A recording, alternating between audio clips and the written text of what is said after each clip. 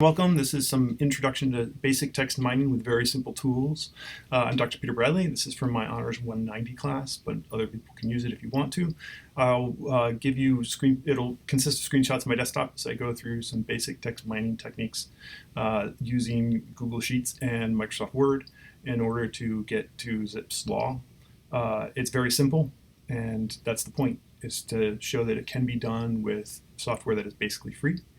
And you don't need big, expensive tools. Now, there are some limitations. We'll get to those limitations in the document. You won't be able to do large corpuses. You'll need to get something better if you want to do a large corpus. But for the beginning, it's a good start, and you can tally and tally words or n-grams and get some interesting results right off the bat. Text mining is, as you may know, a technique that was developed by linguists for 50 years, longer. Who knows? The linguists have been doing this for ages. But it's recently become popular in the humanities. People who trained in the humanities are starting to ask questions that can be answered quantitatively with text mining. Or there's people who are trained in quantitative analysis of texts that are now looking at problems that have traditionally been in the humanities. We call this thing that's happening the digital humanities. It has a journal. It had a big grant. It has a big grant from the NEH. But I'm getting ahead of myself. The first thing is, what is text mining and how do you do it? So our goal here is we're basic introduction to text mining using very simple tools. To do really big texts, of course, you would have to need a better program, a better text mining system. I use R and a package called Quantita when I do stuff. That is difficult to learn. It takes a while to learn the scripting language, and it takes a while to learn how Quantita works. So I'm not discouraging you. If you want to, I certainly can point you in the right direction. But the idea of this exercise is just to get you into the frame of mind of looking at texts in a quantified way. So text mining is actually really simple, the actual doing of it. So this is, the methodology we'll be using. It's not that hard. It has basically 4 steps. 1, get and clean the texts. This is, without question, the longest part of the process. Anyone in data science will tell you that getting and cleaning data is by far what most of us spend our time doing. Getting and cleaning the texts is 80% of the project at minimum. And I'll show you how we do that with Word.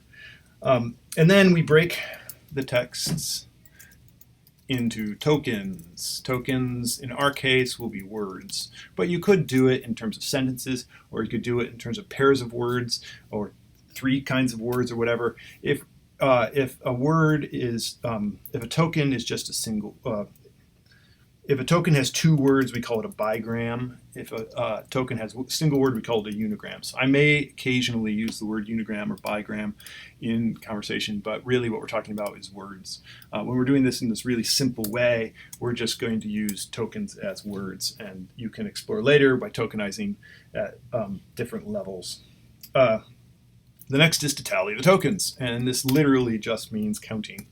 Again, if you have any experience with spreadsheets, you know they're very good at counting things, and so we can use the computational power of some very simple tools like spreadsheets and Microsoft Word to tally our tokens. And then finally is your analysis, and your analysis, of course, is going to depend on what you want to know. So number 1 is the majority of the work. It takes a human.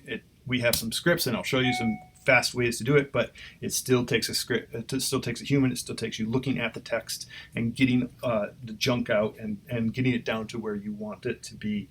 The second and third are computational.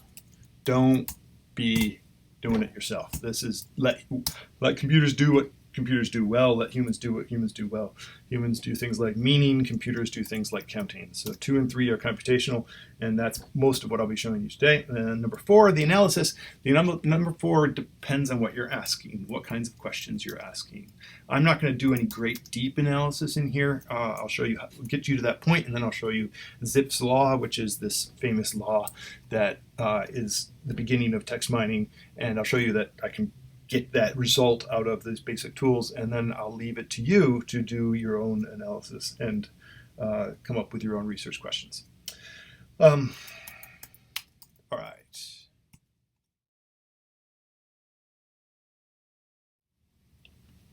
All right, so to begin, we're going to start with number one, which is get the text.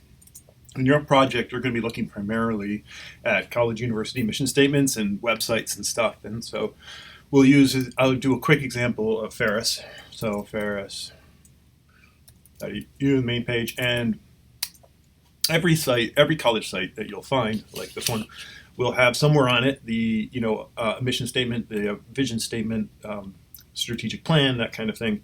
Unfortunately, I don't think on our site it's at the top. I might be wrong, but it's usually under something that says like about, right? And I'm not really seeing any about. What I do know is it's way down here at the bottom. It's right here. So we click on that. This is our core mission and values. Now, your goal in getting the text is to get it, you're going to have to clean it. And so starting clean is always easier than cleaning after the fact. So in something like this, you could just copy and paste this into Word. And, it might bring the picture with it. It might not. It might, it'll bring the HTML formatting, all of that. It's easier to get the clean text. And most university sites, because of the ADA, have text-only versions or versions without a lot of graphics. And so in this case, we're going to click on the text only and get the text. This isn't actually the same page. I think this is back to the main page. So down at the bottom, we're going to go and there's core values. Okay, so this one, that's the text we're looking for. So mission and core values all the way down. And so this is going to be a little bit cleaner. We're going to take it, pop it in here, start a new document, and paste it in. And then to get rid of all of the formatting, because we want just plain text in Word, you can go to Edit, Clear, Formatting, and it's down into just simple text. And one paragraph mark at each paragraph, it's all good to go. So that's all you need to do when you're gathering mission statements and core values. But in this demo, we want something that's a little bit more complicated than that because we want to show Zipf's law. And so in this one, we're going to go with something a little bit larger. We're going to go with the first book of the Republic by Plato, which you'll all be reading. All these books that are classics are out of copyright, of course. So there's lots of versions available. The Internet Classics Archive at MIT is one of the best places to find these. There's tons of classic works here, and they're all pretty clean. And so here, browse and comment, we're looking for Plato. Come on, there we go. And Plato is there, and Plato Republic is here, and we're going to go to book one. Now this isn't bad. It's got a little bit of formatting. It's got double lines. It's got things like that. That's not a big deal. But what we really want is just plain text. And the Internet Classic Archive has up here at the top a text-only version available for download. So there we have it, clean text. And we're looking. You could just copy and paste this whole thing into a Word doc, but we're looking just for book one. So we're going to start here, copy, and we're going to look down until we find the beginning of book two. There's Socrates and Glaucon talking. There's Thrasymachus, so we have a little bit while further to go. And here at the end of book one, which is at the beginning of book two, hold down Shift, click, copy the whole thing, go over to Word, and we're going to replace this with the whole plain text of book one of the Republic.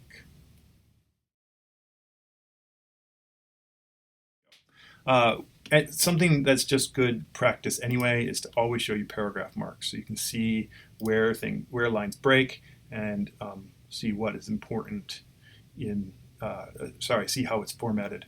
Word does have this odd feature that it takes most of the formatting for any line is contained within the paragraph mark. So it's very useful to see where the paragraph mark is if you want to change formatting of a given line. Okay, so the first thing you should notice is that these have paragraph marks at the end of each line, and that's a bit of a pain in the butt. We want paragraph marks to actually stand for paragraph marks. So we've got to go in and clean that up. If you'll notice, at the end of any real paragraph, the kind that we want, it's got a double paragraph mark. So we're going to go in, and We're going to use find and replace. We're going to use this a lot. And we're going to say, okay, first we're going to need advanced find and replace. So in advanced find and replace, here you go, this little button here gives us a whole bunch of different options. And we can mark in here, we're going to go special paragraph mark, and then a paragraph mark. So 2 paragraph marks in a row, and we're going to replace it with a paragraph mark and then some nonsense that will not appear anywhere in the text itself.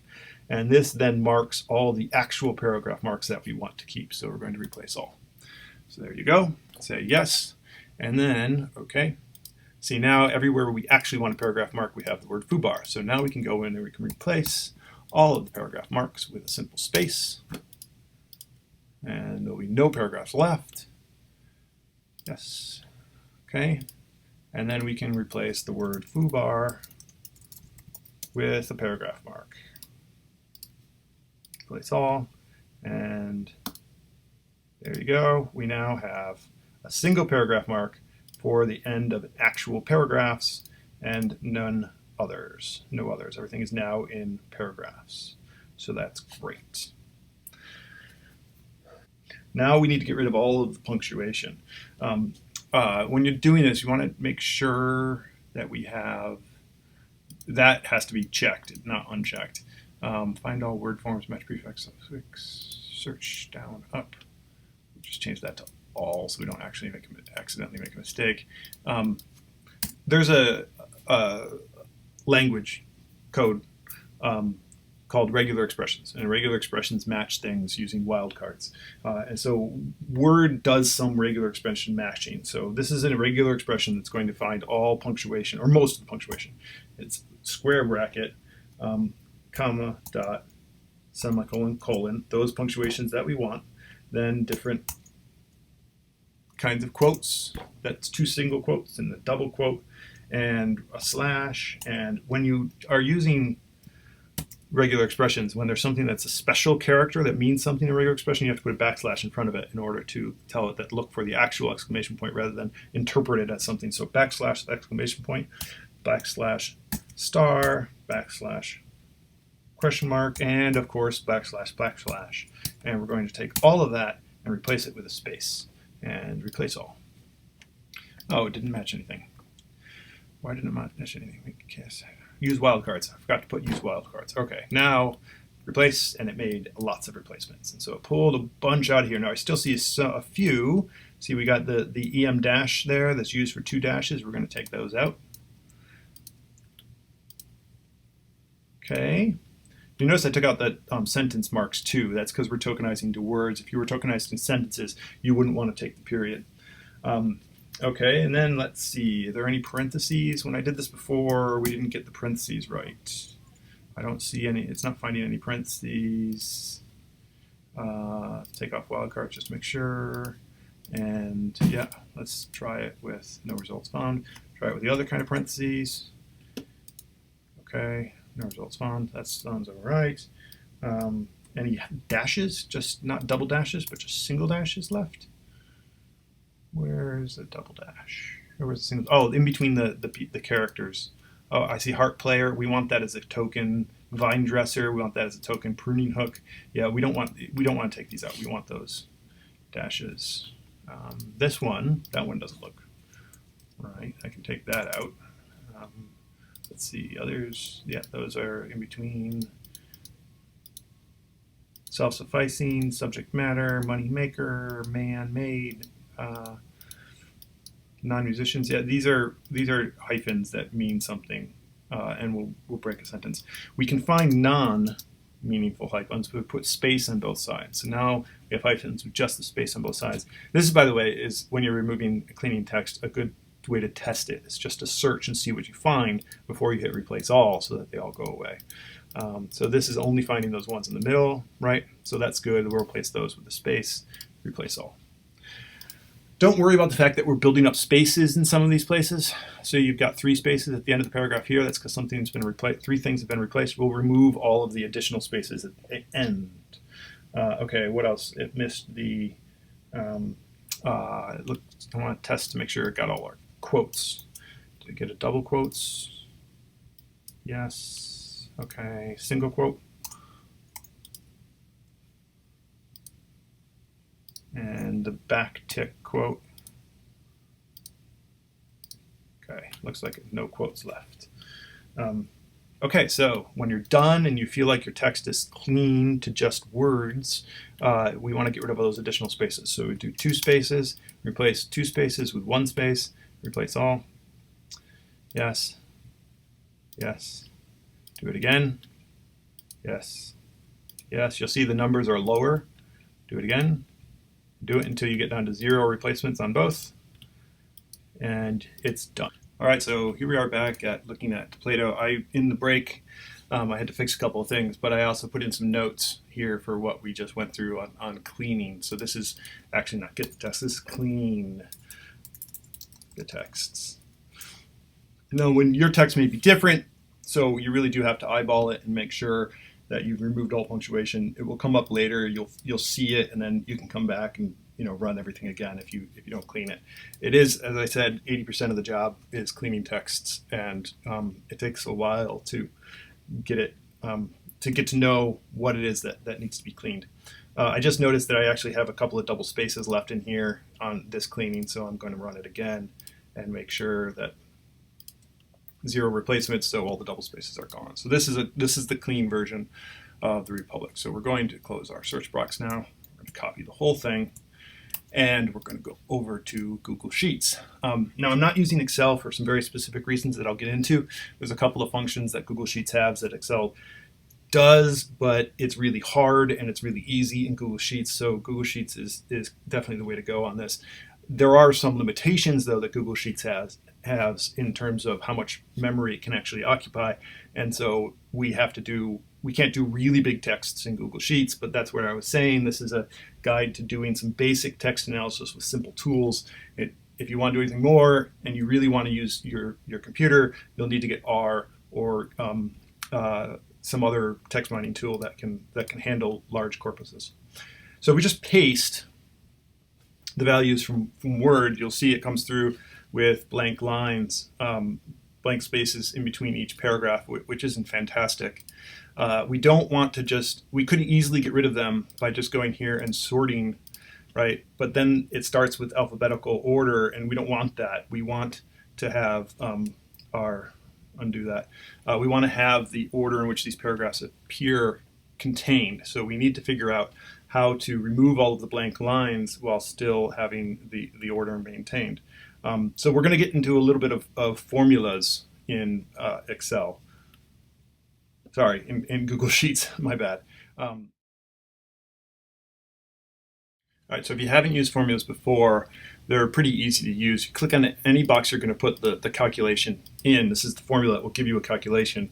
And you put equals, and then you type in the language of Sheets, the functions that you can use. So what we want to do in this case, the formula we want to say is if this block immediately to its left is blank, then do nothing, and if it isn't blank, then start counting what row we're in. And so we're going to say if is blank A1, then comma means next step, do nothing, otherwise row number of A1.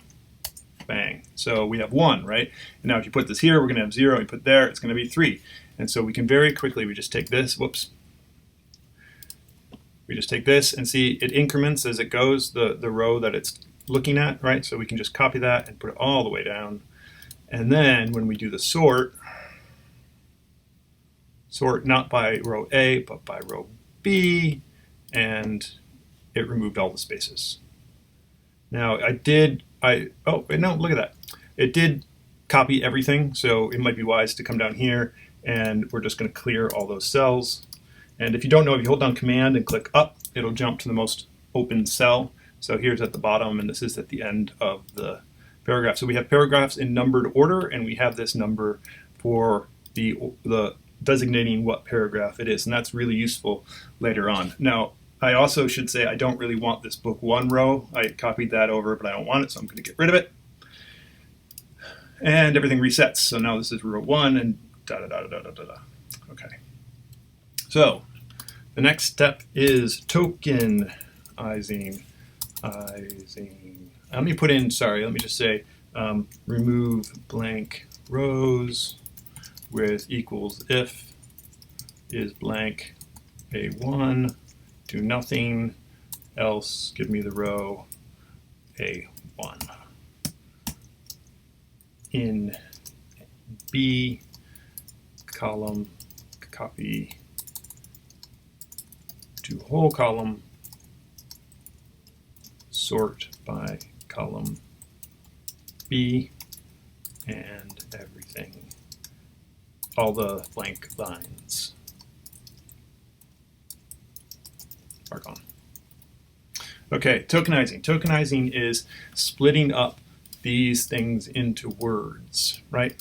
And that's also relatively easy with the formulas. It's just called split. So the formula is split A1, and it's going to prompt me then for what I want to split it by. I want to split it by a space. Remember, because we remove all punctuation and words are only separated by a space, and you'll get Socrates and Glaucon, right? So this one only has 2 words in it, and it's split like that. That's easy. Now I'm actually going to move it over 1 for a reason that I'll show you in a second.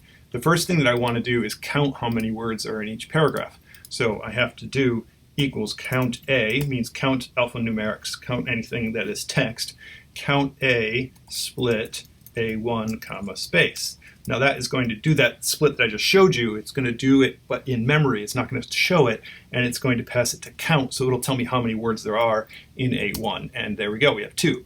So those 2 things now we can copy, and we'll have 136 in row 2. There's 36 words in here, and they are here going to the right, 1 word each. They're tokenized.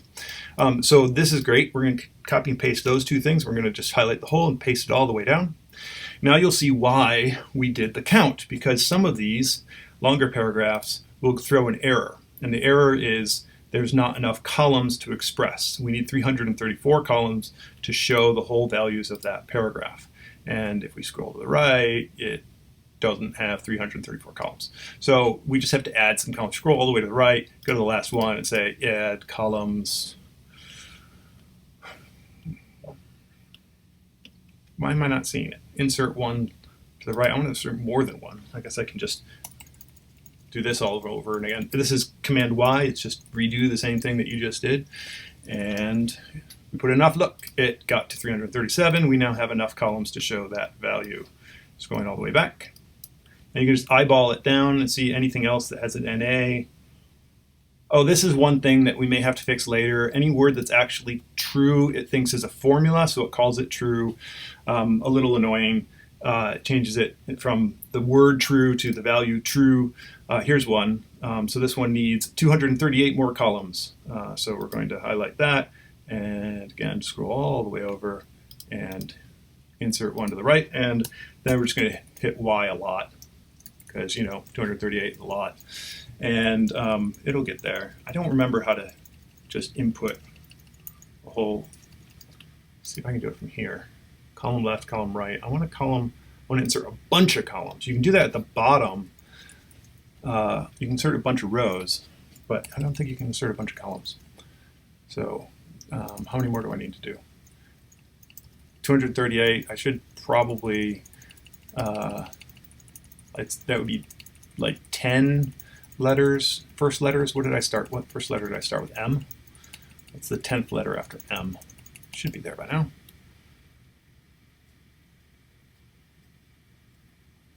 I don't see it. Where is the problem? There it is, 573. We need 20. I was close. 20 more columns. Okay. Insert 1 to the right.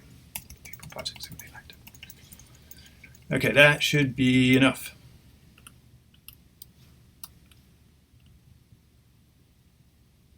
Yep, 573. There it goes. It filled it out. Seeing any more errors?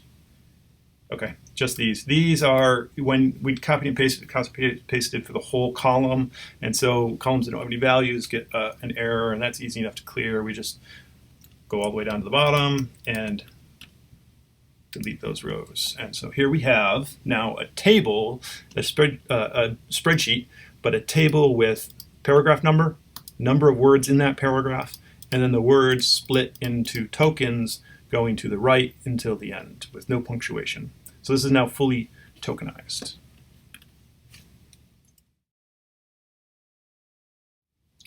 All right, so this is where it gets a little hard. We're actually going to start some quasi-analysis. And it's not really hard, I shouldn't have said that, but this is where it gets a little tricky, I'll say. Okay, so you'll notice I put in some notes here on tokenizing so you can see what we just did, and I'll do the same with analysis. I try to do it as we go, but I often just get carried away and then I do it after. So what we're gonna do is we're gonna create a new sheet, right? And this sheet over here, we do this just because formulas are easier often if you do them in a new sheet rather than in the first sheet. Okay, so I promised to tell you why I wanted to use sheets rather than Excel, rather than Microsoft, and this is why. When we have single words, we call them unigrams. It's a unit to measure n-grams. You have bigrams, you have trigrams. This is just a unigram. We have one word per space, and so I'm going to get the unigrams out. So Sheets has this really nice little feature called unique, and there is a way to do this in Excel, but it involves actual like mouse movements and clicking, so you can't do it formulaically, and that's a huge pain in the butt. Excel has announced they are beta testing a unique value in their language due to the fact that Google can do it and they can't, but it's not available on the Mac yet, so I'm still just using Google. So unique will give me the unique values of any column I'm looking for. And so in sheet 1, if I go back and I choose column D, right, this is the first word of every paragraph in the Republic, I can very quickly get the first word in every paragraph of the Republic. And it doesn't duplicates. It's all the unique words that I can get from the first word of the Republic. And now if I want to know how frequently paragraphs start with that word, I just do count that same column, so just shift 1 right here, count from that, in that range, count the number of times we see Socrates, that value, bang. And there we go, we have 284 paragraphs that start with Socrates. And if I copy and paste that all the way down to here, what? Oh, whoops, my bad, sorry. It's not count A, it's count if. That's better. Okay, so count if, right, in this place, in that range, it has that value, A2. So this one, and now I paste it all the way down, and we've got, out of the 284 paragraphs, 9 of them start with Socrates, 31 of them start with I, certainly starts 20 of them, 36 of them start with yes. So as you're reading, if you feel like Glaucon and Anamanius are just saying, yes, Socrates. Of course, Socrates, you are so right, Socrates. Certainly, Socrates, you are correct. He says starts of the 284 paragraphs, just under 10% of them start with the word certainly, and well over 20% of them start with the word yes. In fact, we can tell exactly how many. So let's do it. Count A from that same range is the total number of paragraphs, and that's 284, 283, right? And we'll paste it down to here. And then let's do this divided by this and change that into format number %. And we'll have the percentage of paragraphs in Book 1 of the Republic that start with that word. 12.72% start with yes, and 7.07 start with certainly. One thing you'll note is if you rearrange these, since these are formulas, they're going to be affected. So if you want to, so if I can't just go in here, so this is, all right, this is unigrams first words, this is count of first words, total paragraphs, and this is percentage of unigrams. Now I can't just go in here and say data sort on there, and it's going to end up screwed up because, you know, there are blanks in here and it's just not going to work. And I couldn't go, so I'm going to undo that, Z. And then if I sort by the frequency in column B, it's not really going to work either because the unique thing doesn't work. So what we have to do if we really want to sort this stuff, we just take all of this and we copy it and we open a new sheet and we can paste it in as values only. And then we can sort by, let's say, column D, which is our percentage, except I want it by column D increasing or decreasing, and we'll change that to a percentage so it looks really nice. And there you go. Why did it not did not sort that correctly? Sort, what did I do? Did I do it? What did I do? Turn off filter, sort, range, data has header row, does not have a header row, column D, did I not have it at the right? Yeah, I didn't have it the right, I sorted it before it had a format, so it sorted as alphanumeric and not as percent. Whoops, right, because that's correct. Yes, that's correct. So we'll just have to switch it now. Okay, lesson learned. What the?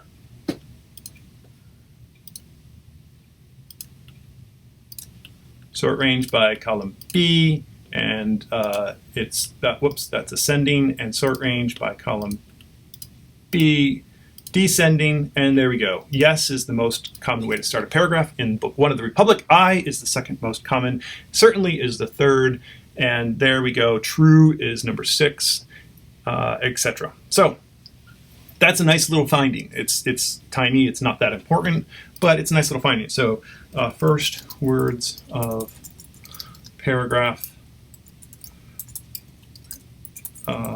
calculate frequency and rate calculation. So that's easy. That's a nice little exercise. What we really want to do, new sheet 4. So we're going to call this first words, and we're going to call this sortable. First words sortable. What we really want to do is not know just what the most frequent word, the first word of a paragraph is. What we want to know is what the most frequent words are in this whole corpus.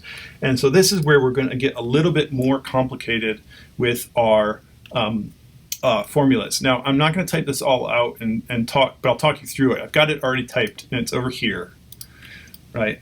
And so I can explain each part of this as we go. But I'm just going to copy that, and I'm going to put it here in A2, and I'll put it here in the notes. Unique values over the entire text using this formula. Okay. Now what it does, so transpose sheet D2 to 100, that's saying, actually, that's this sheet D2 to 100 is not, it's the other one I want. Yeah, no, that's right. D2 is right here. We're going to drop that first one because we're not interested in that. And then we're going to go down to 100. Now, this doesn't get the whole book 1. I've been talking about the need to have the whole book 1, but this is one of the limitations of memory that you're doing this in a browser. So we're only going to go down to from D2, from the first paragraph through line 100. If we want to get a little bit better, you can pull these out, right? These ones that are just markers of who's talking. We can pull all these and get a little bit more text to work with. So I'm going to delete selected rows, and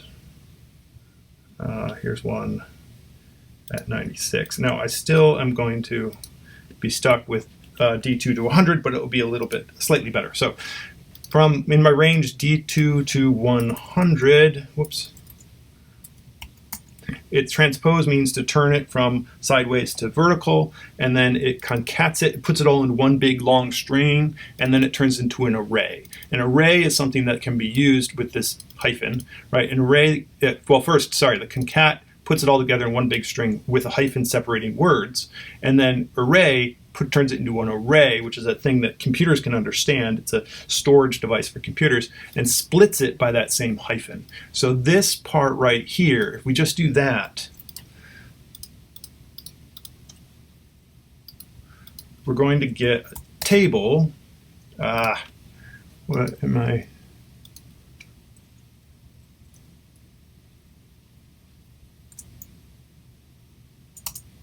Nope. No, that goes to the split. I see. Okay, taking that off. There we go. What's the problem? Yeah, okay, so the result of concatenate is longer than is allowed. I'm going to bring it down, see how I do. It's not going to show it to me. It doesn't want to show it to me. It's this side. There we go.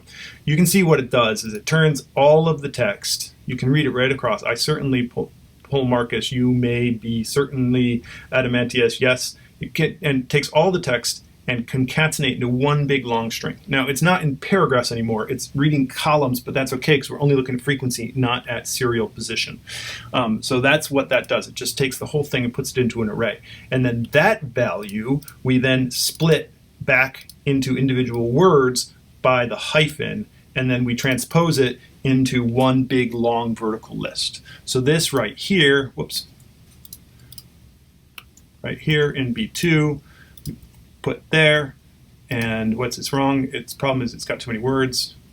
So we're going to shrink this 50. Whoops, I put 150. Shrink it to 50. And those are all of the words from rows 1 to row 50 in sheet 1. Right. Sorry, row 1 to row 50. So you can see I certainly Polemarchus, and it would read right down there, and then if you keep reading, it would go went, and then it would do that. So this is just, all this has done is taken all of that and turned it into one big, long column. So now we can use unique on it, right? Because unique reads single columns. So I can come over here and I can say unique, A, and now I have only the unique words that appear in rows 1 to 50. I'm going to delete this now because we're not using it anymore. And I can do the same thing. I can do count if A equals B1, and this will give me the number of times I appears. And again, all the way down to the end of the unique words. There. And this is our first real result. So 3, after getting the column with that results from transpose formula above, I'll just say that, do equals unique A in column B and follow previous instructions to calculate. That gives you frequency and rate. So this gives us frequency. I'm going to add a header column just so we don't get lost. So this is all the words. This is unique words or unigrams. This is frequency. This is total, and this is rate. So total equals count A, that gives you total count, and rate is equal to this over this, and that should be data, format number percent. I'm going to make that the header so it's not a part of that. Copy these two all the way down, then clean up the junk at the bottom.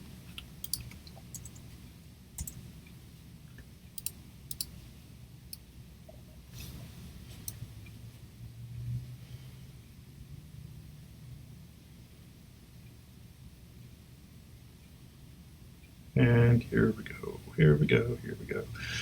Still looking for it. All right, there we go.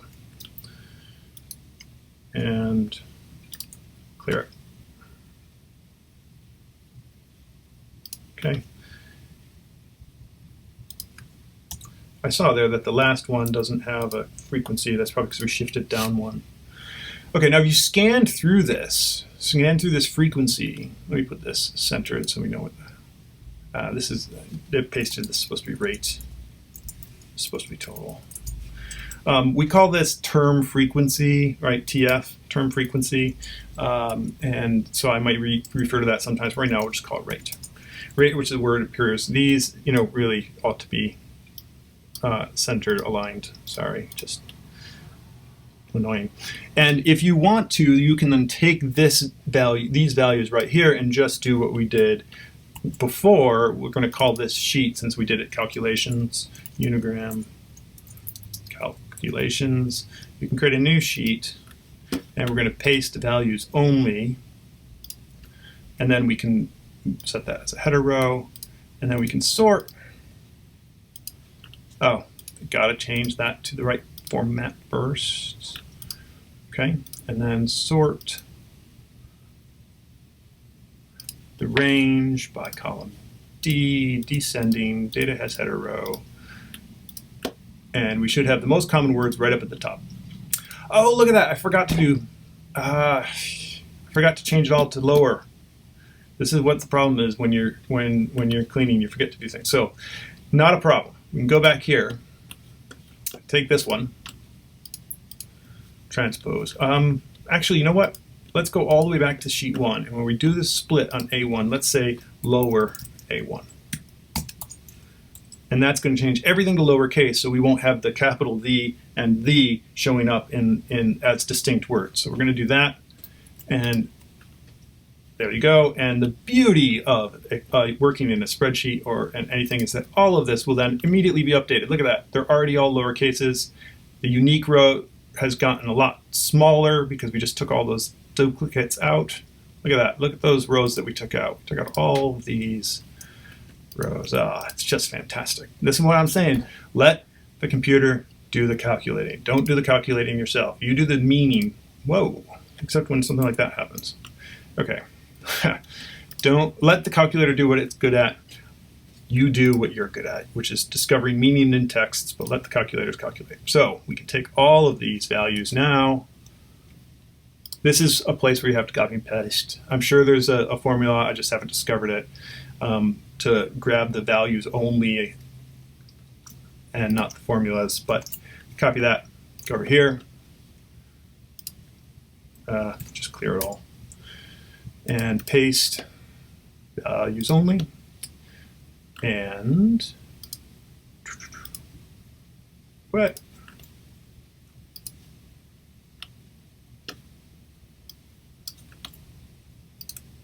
Whoops.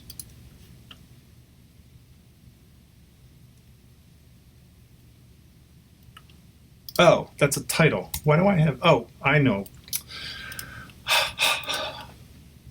I forgot to mention that row 1 is a title. So this is an object lesson in doing things too quickly. To go back into unique and make it go from A2 all the way to the bottom of A, then it won't have the title in there. And that's one less row then that we have to copy and paste. See, another junk row here at the bottom, which we can now delete. Okay, now we're clean. So starting with I and scrolling to the bottom.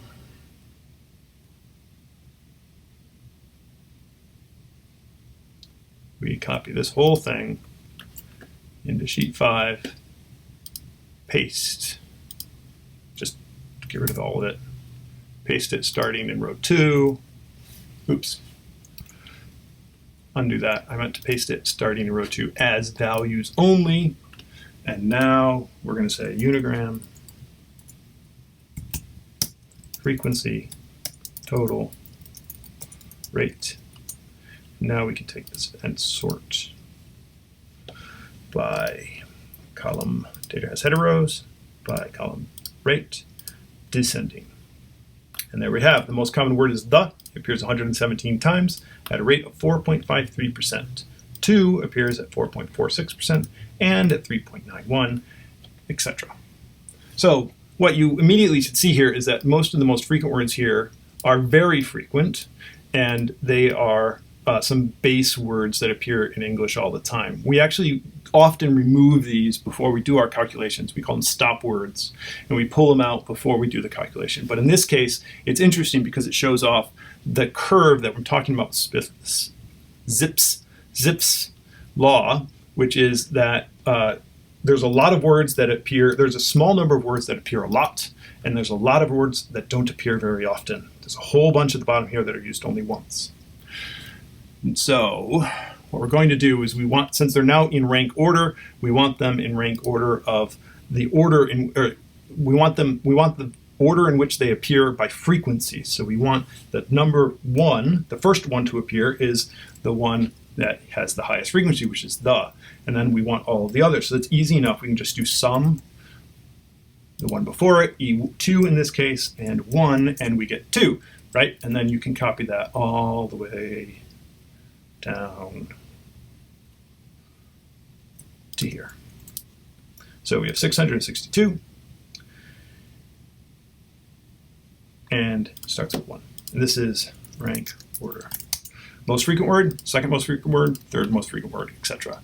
Now, if we want to chart those two, frequency versus rank order, we want it. What am I? There we go. That's what we're looking for. Scatter chart is going to look like that. And all of you scientists should look at that and say, hey, that looks like it's a log chart. And we can set it up as a log.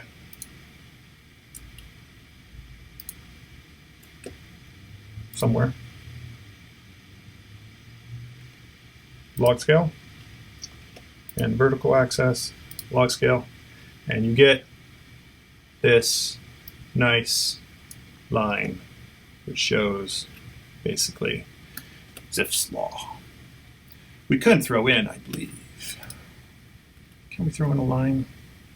I don't know, doesn't matter. But it gives you a very nice linear relationship. It's got a curve here at the end. It's got a curve there at the beginning that shows you that the more frequent word is used, or shows you that there are a lot of words that are used very infrequently, and there are a few handful of words that are used very frequently. So that's it. That's the beginning of text mining. Of course, there's a lot more that we can do with it than this, but this is a start. So